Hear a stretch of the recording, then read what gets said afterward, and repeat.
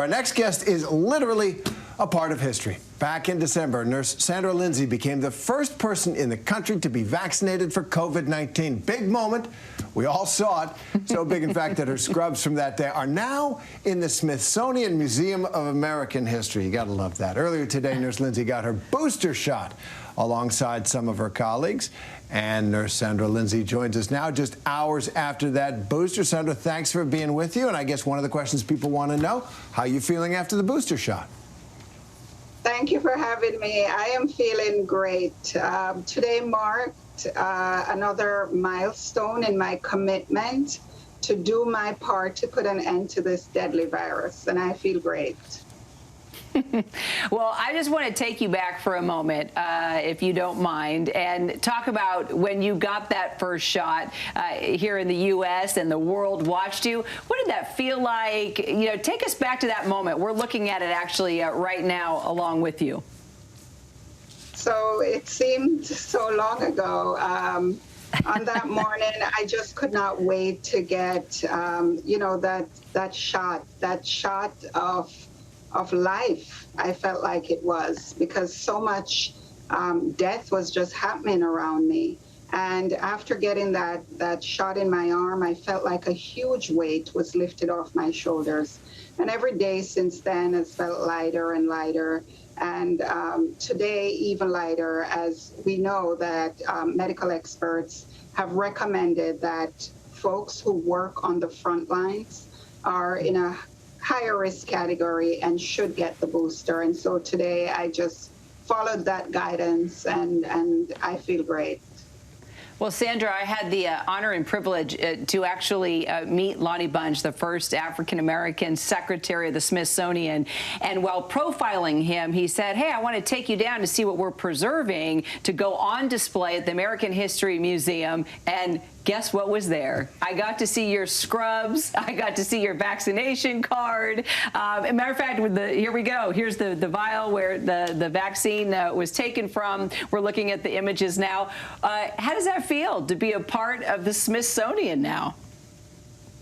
I'm just so honored and humbled to hold this place in history, and just hope that it serves as an inspiration for people all around the world, that, you know, they can do this as well. Absolutely. And it's one of my favorite museums. You're right down the hall now from George Washington's tent and Julia Child's kitchen, and you're right in there too. I love it. I'm going to go take my kids to see it. So, but it's been a couple of years now since the pandemic came ashore in our country. Been ups and downs. A couple of times maybe we thought we were turning the corner, and then we got walloped again. You've been on the front lines throughout. What's the last couple of months been like for you and your coworkers? So we had hoped for a faster sprint across the finish line. It's dragging, but we remain optimistic. You know, we're continuing to follow the science and to do the work, and we just want to encourage everyone else who is on the fence that they, you know, consult medical experts and get their questions answered so that we can, you know, get across the finish line. We're definitely closer to the finish line now than we were 18 months ago. And, you know, we're going to keep going. We'll get there. But we have to do this together. Mm-hmm.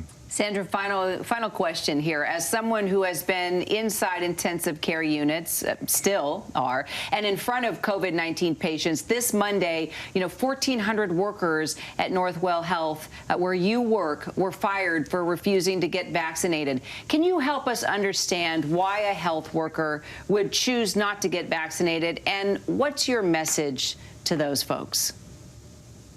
So my simplest answer to that is, in addition to being healthcare workers, they're also people, and they have differences of opinions about the vaccine. Some need more time to get more answers. You know, they're our friends and our colleagues, and we love them and just wish them all the best in future endeavors.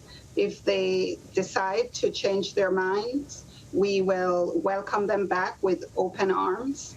And like my message to the general public is if they're on the fence and need more time and need more answers, that they're consulting medical experts.